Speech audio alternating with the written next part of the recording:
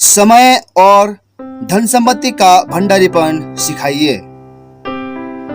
समय का भंडारीपन, जीवन और समय परमेश्वर द्वारा हमें दिए गए एक विशेष धरोहर और भंडारीपन है। समय सनातन काल का एक हिस्सा है जो परमेश्वर ने हमें उधार में दिया है। हर एक घंटा जो हम अर्थहीन ढंग से खर्च करते हैं, मसीहा के राज्य की संभावित आशीष है जो वसूली नहीं गई और संभावित प्रतिफल है जो सदा के लिए खो दिया गया। शैतान परमेश्वर को लूटना चाहता है और हमारे समय का बुद्धिमानी से उपयोग करने में हमें लूटने के द्वारा हमें हमारे प्रतिफल से वंचित करना चाहता है। ये प्रश्न आप अपनी जिंदगी के साथ क्या कर रहे हैं? अपने में दूसरा प्रश्न सम्मिलित किए हुए हैं, आप अपने समय के साथ क्या कर रहे हैं? आज ये सवाल है। हम सबको परिवार, मित्रों और दूसरों के साथ संगति के लिए समय की आवश्यकता है। हमारे सामान्य कर्तव्य कर्मों को पूरा करने के द्वारा हम समय नहीं खोते। परमेश्वर चाहता है कि हम परिवार, हमारे नियोक्ता और हमारी कलीसिया के प्रति हमारी जिम्मेदारियों को पूरा करें। वह चाहता है कि हमारे पास पुष्टिकर संगति और आवश्यक पौष्टिक मनोरंजन हो। यह शारीरिक और मानसिक स्वास्थ्य के लिए महत्वपूर्ण है। यद्यपि पासवान जिम्मेवार है कि उसके लोगों को सिखाए कि खाली समय को उपयोग बुद्धिमानी से कैसे करें, अन्यथा समय बर्बाद और सदा के लिए खो जाता है। 10 मिनट परमेश्वर के वचन में से 1 या 2 अन्य अध्याय पढ़ने के लिए पर्याप्त लंबा है। एक मसीही जो प्रार्थना सूची का उपयोग करता है सदा 10 मिनट बुद्धिमानी से प्रार्थना में निवेश कर सकता है। क्या स्वर्ग की पुस्तकों में हमारे उपयोग न किए गए या बर्बाद किए गए समय का एक अभिलेख है? निसंदेह क्या बर्बाद किया गया समय प्रभु के विरोध में पाप है? निसंदेह हमें समय को मसीहा के राज्य के लिए और हमारे सनातन काल के प्रतिफल के लिए जबरदस्त संभावना में देखना चाहिए। हम एक दिन परमेश्वर को हिसाब देंगे कि हमने हमारी जिंदगी से क्या किया। इसमें सम्मिलित है कि हमने हमारे दिनों घंटों के साथ क्या किया और कभी कभी हमने हमारे मिनटों के साथ क्या किया। यदि आपके चर्च के सदस्यों के एक सप्ताह के दौरान सभी बेकार गवाए गए मिनटों को स्वभाव आपकी सेवकाई और आपके चर्च का सुसमाचार प्रचार के लिए विशेष निवेश किया जाता, बहुतायत से आशीष, बहुगुणित परिणाम और जागृति की आशीष के स्पर्श होते। हम चौंकते हैं जब कोई अपरिपक्व दशा में मर जाता है और हम इसे दुखद घटना कहते हैं। एक जीवन काल में दिन ब दिन बर्बाद किए हुए मिनटों को जोड़िए और यह एक की जिंदगी में से कई वर्ष काट देने के समान है। किसी व्यक्ति की स्वयं की या किसी और की जिंदगी ले लेना पाप है। व्यर्थ गवाए गए समय के द्वारा किसी की जिंदगी के कई वर्षों की हत्या करना एक समान पाप है। इसका प्रभाव उसी के समान एक बड़ी हानि है मानो किसी ने आपको उस समय के कई वर्ष पूर्व मार डाला हो जबकि आप अन्यथा मरते। कई वर्ष पूर्व जब मैं न्यूजीलैंड में सेवकाई कर रहा था, मुझे एक श्रीमान राइट से परिचय कराया गया जो अपर हट में एक जोशीले अप्रशिक्षित प्रचारक थे। वे रिवाइवल पत्रिका में अंशदाता थे जिसका उस समय में संपादकीय कार्य करता था। वे न्यूजीलैंड में जागृति के लिए और सारे संसार में मिशंस के लिए विशेषताएं OMS इंटरनेशनल के लिए गहराई से बोझ से भरे थे। उन्होंने OMS मासिक में फ्लोरिडा में गठिया से पीड़ित एक प्रार्थना सहयोगी आर्थर वुड के बारे में पढ़ा, जिसने अपनी सेवानिवृत्ति के अधिकांश दिन सारे संसार व OMS की सेवकाई के लिए प्रार्थना करने में व्यतीत किए। मी राइट ने मुझसे पूछा, क्या आप सोचते हैं कि परमेश्वर मुझे आर्थर वुड लेने देगा? मैंने उन्हें भरोसा दिलाया कि मैं विश्वास करता हूं कि परमेश्वर बहुत ही प्रसन्न होगा। तब उन्होंने मुझे अपने घर में एक कमरा दिखाया जो उन्होंने अपना प्रार्थना का कमरा के रूप में अलग कर रखा था। मैं हर सुबह उठता हूं और नाश्ते के बाद मैं इस कमरे में आता हूं और मेरे दिन का अधिकांश भाग मध्यस्थता की प्रार्थना निवेदन करने में बिताता हूं। क्या आप मेरी प्रार्थना पुस्तक देखना चाहेंगे? उन्होंने मुझे एक बड़ी काली नोट बुक दिखाई। इसमें मैंने विभिन्न देशों के नक्शे देखे जहां OMS काम करता है। मिशनरियों, राष्ट्रीय सुसमाचार प्रचारकों, पासवानों और अन्य लोगों के नाम के साथ तस्वीरें देखी। ये उसकी प्रार्थना की पुकारे, उसके प्रार्थना के नक्शे, उसकी प्रार्थना सूची थी। मी राइट अब से कई साल पहले स्वर्ग में चले गए, किंतु मुझे पक्का है कि सारे सनातन काल में वे बारंबार परमेश्वर को धन्यवाद देंगे कि जब वे सेवानिवृत्त हुए, उन्होंने अपनी जिंदगी के अंतिम वर्ष प्राथमिक तौर पर मध्यस्थता की प्रार्थना निवेदन में दिए। उन हजारों लाखों लोगों के बारे में सोचिए जो मसीहा के लिए जीते जा सकते थे। यदि सारे मसीही सेवानिवृत्त लोग ने उनके समय को मध्यस्थता की प्रार्थना निवेदन में निवेश किया होता, उनकी सेवानिवृत्ति के वर्ष उनकी जिंदगी के सर्वाधिक आनंदमय, सबसे अधिक फलदायी वर्ष हो सकते थे। एक महान सनातन निवेश सेवानिवृत्त लोग आशीष में सनातन के करोड़पति बन सकते थे। आप आपके लोगों को मध्यस्थता की प्रार्थना के निवेशक बनने के लिए प्रतिष्ठित करने के जिम्मेदार हैं। लेकिन सोचिए कि वे स्वर्ग में आपकी कैसी निंदा करेंगे यदि आप उन्हें उस तरह से प्रशिक्षित करने में चूक जाते हैं कि वे उस तरह से प्रतिफल पा सकते थे। आपके चर्च के वरिष्ठ नागरिक और सेवानिवृत्त लोग आपकी विशेष जिम्मेदारी है।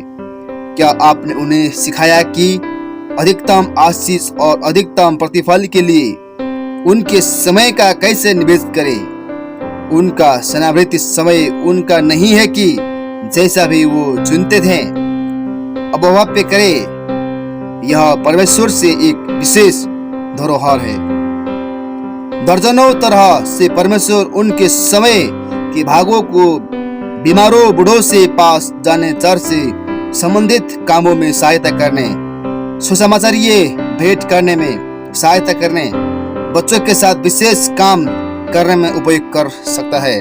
परमेश्वर के वचन का विशाल परिणाम में पठन, मुख्य प्रार्थना निवेशों के करने का अवसर उन्हें सिखाइए। उन्हें प्रार्थना के लिए साप्ताहिक सूची मुहैया कराते हुए आपकी सेवाकाई का विशेष प्रार्थना सहयोगी बनाइए। पैदल चलने के द्वारा कसरत करने से अधिक स्वास्थ्यवर्धक और क्या है? क्या आपने कभी एक चहलकदमी में एक दिन का आधा घंटा या अधिक निवेश करने का प्रयास किया है, जिसके दौरान आप अपनी कलीसिया के लिए, आपके समुदाय, आपके देश, मिशन, आपके प्रियजनों के लिए मध्यस्थता की प्रार्थना निवेदन करें? एक प्रार्थना शेर को आजमाइए, यह आशीषित हो सकती है। जीवन का भंडारीपन, आपकी कलीसिया के नौजवान, आपकी पावन जिम्मेदारी है। आपकी कलीसिया से कितने जवानों को परमेश्वर मसीह सेवा में बुलाएगा? क्या आप उनमें से प्रत्येक को उपयोगी मसीही जीवन जीने के लिए सुसज्जित कर रहे हैं? क्या आपके पास एक निजी तीमुथियुस है जिसे आप प्रभु की सेवा के लिए तैयार कर रहे हैं? आपके कितने नौजवानों के पास जीवन में उपयुक्त लक्ष्य नहीं है? कितने हैं जिनकी बड़ी उपयोगिता के लिए माता पिता से समुचित मार्गदर्शन या प्रोत्साहन की कमी है? परमेश्वर चाहता है कि आपको उपयोग करे कि किसी रूप में मसीही सेवा की परमेश्वर की संभावित बुलाहट के साथ उन्हें चुनौती दे। यदि आपके पास आपके आसपास के नौजवानों को देखने के लिए आंखें और आपके लिए परमेश्वर के मार्गदर्शन को सुनने के कान है, तो आप पौलुस व अन्य अगुओं के समान परमेश्वर द्वारा उपयोग किए जा सकते हैं कि राज्य सेवा में अनेकों नौजवानों को पथ प्रदर्शन करने में परमेश्वर की प्रक्रिया का एक हिस्सा बन जाए। जहां कहीं भी पौलुस गया, वह दल के संभावित सदस्यों को खोजता हुआ प्रतीत हुआ, उन्हें सम्मिलित करने के तरीकों को ढूंढा और फिर उनके एक छोटे या लंबे समय के सेवारत प्रशिक्षण के द्वारा सहायता की। आपके तीमुथियुस, तीतुस, ओनेसिमुस, अरखितोरुस, अरिस्तर्खुस, सोस्थिनेस, मरकुस, सिलास, प्रिस्किल्ला, अक्विला को ढूंढिए। उन्हें ढूंढने में परमेश्वर आपकी सहायता करेगा और फिर उनके जीवनों के लिए परमेश्वर की मनसा में उनका मार्गदर्शन कीजिए। अगुवे के नाते आप आपके लोगों को परमेश्वर की बुलाहट के साथ चुनौती देने की जिम्मेदार है। उन्हें सिखाइए कि नियमित रूप से प्रार्थना करें कि परमेश्वर की फसल काटने में और अधिक कार्यकर्ता भेजे जाए। 2 बार यीशु ने उसकी सेवकाई के दौरान उसके अनुयायियों को आदेश दिया कि मसीह मजदूरों के लिए विनती करे। उनसे निठल्ले संभावित कार्यकर्ताओं का आवश्यकता दृष्टांत दिया। मत्ती 20:1-6 में हम सबको पता है आपके कारण उसकी सेवा में कितने लोग बुलाए जाएंगे। धन संपत्ति का भंडारीपन, सारे पृथ्वी परमेश्वर की संपत्ति है। उनसे इसे सृजा है, उनसे इसे हमें उधार दिया है। वो हमारा गृह स्वामी है। हर चीज जो हमारे पास है या हम उपयोग करते हैं, उसके लिए हम उसके ऋण में हैं। हमारे घर हमें उधार दी गई सामग्री से बने हैं। हमारे कपड़े, हमारी हर संपत्ति उसकी ओर से एक प्रकार का ऋण है। हमारा जीवन परमेश्वर का है। उसने हमारी रक्षा की है और हमारी आवश्यकताएं पूरी की है। यदि उसने हमें दया से न घेरा होता, हम बहुत पहले हमारे चारों ओर की लाखों बेरामियों का शिकार हो गए होते। हम हमारी जिंदगी व श्वास के लिए उसके ऋणी है। हमारा उद्धार, परमेश्वर की क्षमा, उपस्थिति और हमारे जीवनों में उसकी सामर्थ और परमेश्वर की स्वर्ग की प्रतिज्ञा, परमेश्वर के अनुग्रह से हमारी है। हम कलवरी के लिए ऋण में है। हम जो कुछ है और जो कुछ हमारे पास है उसके लिए ऋणी है। परमेश्वर हमसे हमारी आमदनी और संपत्ति का एक सार्थक हिस्सा देने की मांग करता है। पुराना नियम के युग में परमेश्वर लोगों की आमदनी तथा उपज का 10वां हिस्सा मांगता था। उन लोगों ने जो किया, हम उससे अधिक परमेश्वर की ऋणी है। यह आशा से नहीं होना चाहिए। यदि हम में से कुछ से परमेश्वर से 5वां या चौथाई या यहाँ तक कि आधा मांगा, सबसे कम जो हम कर सकते हैं वे है कि हमारा दशमांश और अतिरिक्त प्रेम भेंटे देवे। परमेश्वर को देना परमेश्वर के प्रति प्रेम दिखाने का एक तरीका है। वे उन प्रतिफलों के बारे में विचार करते हैं जो वे प्राप्त कर सकते थे यदि उन्होंने परमेश्वर के निमित्त अधिक निवेश किया होता। कुछ मसीहगण न्याय के दिन यह पाकर भौचक के हो जाएंगे कि प्रतिफल की वृद्धि पर और तुलना में बोला जाए तो वे सनातन काल के निर्धज्ञ हैं। अगुवे के नाते आप जिम्मेदार हैं कि आपके लोगों को देने के लिए प्रतिष्ठित करें। ऐसा करने में चुकना कलीसिया को और मसीहा के राज्य को बढ़ने में बाधा पहुंचाना है। देने में प्रशिक्षित करने में चूकना लोगों को उस प्रतिफल से वंचित करना है जो वे स्वर्ग में पाएंगे यदि वे दिया करें। जितना अधिक वे देने में त्याग करते हैं उतना ही बड़ा उनका सनातन प्रतिफल। एक मसीही अगुवे के नाते आपको लज्जा आना चाहिए कि यदि आप आपके लोगों को प्रशिक्षित नहीं करते कि उदारता से दे और इस तरह सनातन काल में निवेश करे।